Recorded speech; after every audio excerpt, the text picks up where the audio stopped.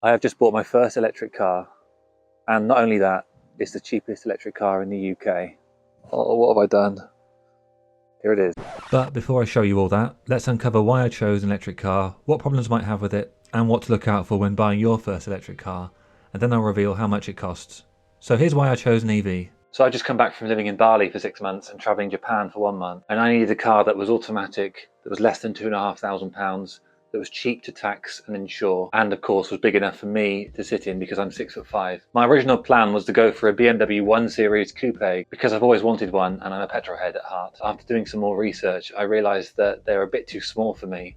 Plus, the ones that were available on the budget of my £2,500 limit were high mileage, they weren't in great condition, and I wasn't that confident in the maintenance and repairs that I needed to do. So after opening up my search, I looked at any automatic car that would fit my budget. But I got really frustrated because there weren't that many cars available. I went to visit one which turned out to be a nightmare. I'll create a separate video on this nightmare car situation, so be sure to subscribe and I'll go through what the issue is with the UK car market at the moment. On my way back from looking at the nightmare diesel car that I went to go and see, I had a bit of a brainwave. I was like, why don't I just go and buy the cheapest electric car in the UK and teach others what it's like, if you can live with it, if there are any issues with it, and what to look out for when you're buying your first electric car. So, back to the drawing board. Let's look at my criteria for electric cars and what to look out for. First of all, I've always loved cars and tech. For the last 15 years, I've been following the industry closely and seeing how the battery technology has moved on. We've gotten cars with better range, we're getting cars with more features and more aerodynamic efficiency, and all of this stuff is really exciting for me to follow. And I've been noticing that more and more people are going to electric because it just makes sense for them and their lifestyle. So I thought I'd give it a try. I also love the analytical side of everything, like working out the cheapest way to charge it overnight, for example, on a different energy tariff, which I'll get onto in a different video.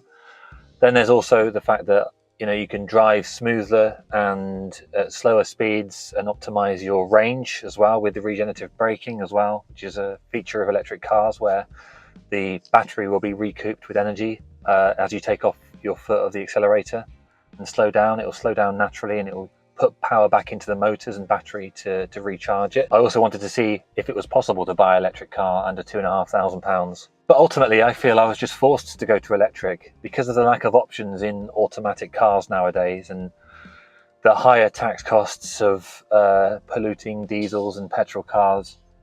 There weren't really many options available. I went to go and see one, a Seat Leon in red, and I went to the dealership and drove it, and it had a whole host of problems with the gearbox. So I didn't want to have thousands of pounds of repair bills to look forward to. I just walked away and was really put off by the experience of buying a diesel car. There's also so much more to go wrong. The engine, the gearbox, you have to service it every year. You have to make sure that the belts and the tensioners and everything is just serviced correctly, and had to make sure it's had a good service history, there's no leaks and all this stuff. With electric cars, you don't have to worry about any of that. But I'll admit, it's not for everyone. Not everyone can choose to go to electric straight away, especially with a car like this, which has limited range now. It's 10 years old. It just has to fit your lifestyle. And for me, it fits my lifestyle because most of the time I'll only be going around my local town, going to the gym and shopping and visiting my parents and stuff like that. It's really not necessary for me to go more than 80 miles, which is what the kind of range I'm going to expect on this car. So this is where I go on to the buying process. If you're looking to buy an electric car on a budget, here's what to look out for.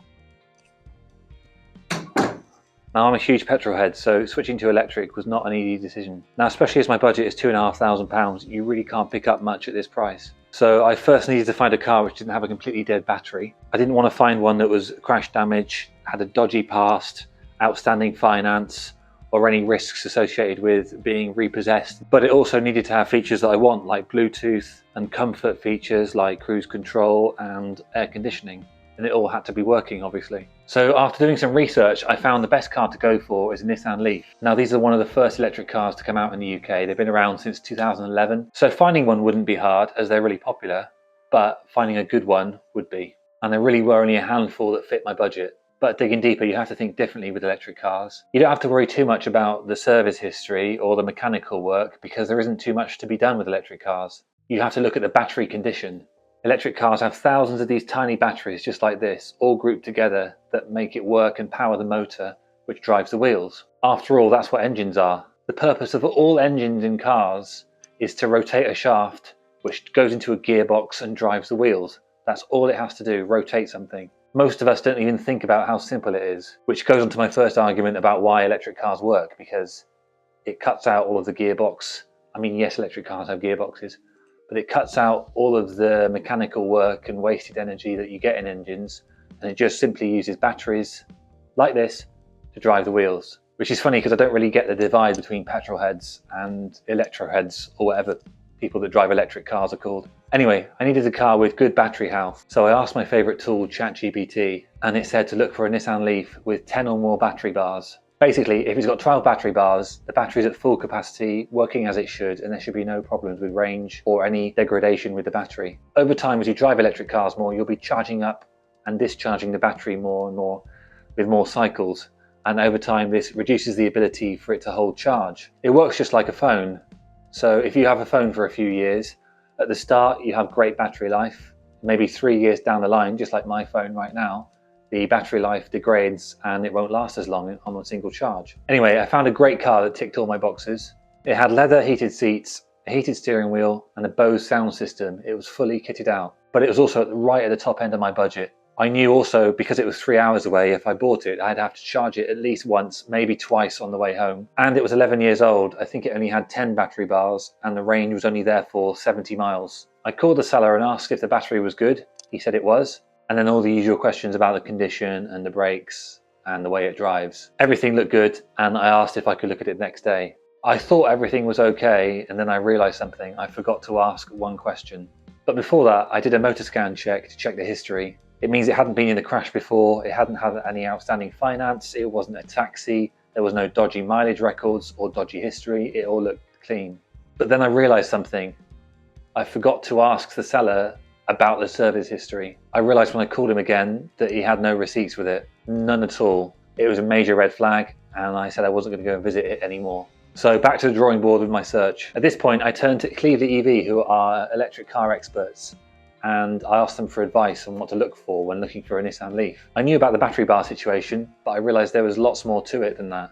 So if you're looking for a Nissan Leaf at a similar price point, here are some tips on what to look out for. Number one is to avoid the cream interior models because they're imported from Japan and they were the early models from say 2011 to 2013, and they had older batteries that weren't as reliable. There are two different battery types on the first generation of Nissan Leafs, the 24 kilowatt hour battery and the 30 kilowatt hour battery, and I naturally assumed that the 30 kilowatt hour battery would be better because it's got a bigger size and therefore the range would be longer and stuff like that. So be careful when you're thinking of buying a Nissan Leaf. You have to make sure it's had a good service history as well, with lots of stamps and receipts and records of it being maintained properly. But then of course, when you see the car in person, you need to make sure it starts and stops okay, it drives okay over bumps, it feels good, it doesn't have any kind of squeaks and rattles and all the usual stuff. Now I knew what to look for, I found another one online on Auto Trader, and I went to go and see it. I'm pleased to tell you that this is my new electric car. It's a 2015 Nissan Leaf Ascenta Plus with really cool blue wheels. It's a 24 kilowatt hour battery with around 80 miles range. It's got 60,000 miles on the clock and 11 out of 12 battery bars, which is the most important thing when you look for a used electric car. Thanks to a motor scan, it's got a clean history. I checked online before buying the car. Plus it's got a full service book and it's had 5 to 6 services in its lifetime. Most importantly, it's been serviced by Cleveland EV, which is the EV specialists that I was talking about earlier. Now, before I tell you the price, let's go through what's wrong with it. First of all, I didn't see this, but it's got lots of little dents and marks on the roof. It's also got a dent and mark here. The brakes are pretty worn, so I'm going to have to replace those soon. Also, the tyres are pretty low on all 4 corners. Same with the brakes. They're pretty worn on all 4 corners, but they're really cool wheels. I like the really cool wheels. The discs and pads are running low. And the calipers are looking a bit worse for wear. These aren't too bad, but on the back it's worse. Bit of rusty suspension. And the tyres are running quite low on tread. Plus, it definitely needs a clean inside and out. It's very dirty. But the overall condition's great. Plus the tyre pressure monitoring system didn't really work properly and it was showing up as faulty, but I've now reset that, so hopefully that's fixed. Then there's charging. I don't have a home wall charger at the moment, so I'm going to have to use a 3-pin home plug that I got with the car. Cut to where I realised it didn't quite fit. Okay, so my first problem is this. This is the charging cable for the new Leaf, but this is where I'm plugging it in, and I don't think it's going to reach. First of all, does it work? It says ready. Okay, good. So, will this reach? No, I don't think it will. No, that's it. If I drive forward, it might. First problem of the Leaf. Okay, amazingly, it does reach. It's on 1 bar, it's gonna go to 2. Okay, that is really cool.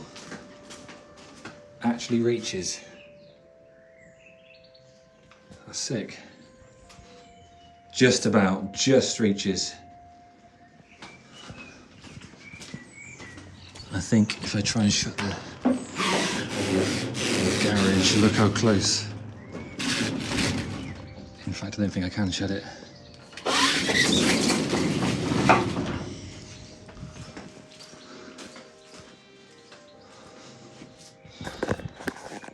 Result. Then there's charging. I don't have a home charger at the minute, so I have to use the one that came with the car and the 3-pin plug. And I realised that although the cable's long, it doesn't quite fit. So I have to drive really close to my garage door because the garage plug socket is really far in the garage. It's just another thing you have to learn really when you're an electric car owner. So be sure to hit that subscribe button and join me on this journey. I'm just starting out. But anyone who subscribes, I really appreciate it, and I'll be sharing more about the EV ownership life and what it's like owning one of the cheapest electric cars in the UK. And now it's time for the price reveal. I only spent £2,400 on this electric car. It was advertised at £2,695, but I realised there was lots of things that could be coming up soon to maintain, so I negotiated down to £2,400 and the seller said yes. Obviously there was a dent on the bodywork and the tyres need doing and the brakes need doing soon, so there's a few things to do. But I'm so happy with the decision so far. I had to drive 18 miles home, but I had to charge halfway. So I used the charger for the first time, where I pulled up at Sainsbury's and plugged it in, used my card. It cost about £10 to fill it up from 20% to 91%. Which I think is a result, really. And then I just nursed the car home and pulled up at the driveway, and it was fine. It still had 35 miles range left. So that's it. Thanks for joining me. Join me next time to discover the issues with the UK used car market at the minute and what it's like living with one of the cheapest electric cars.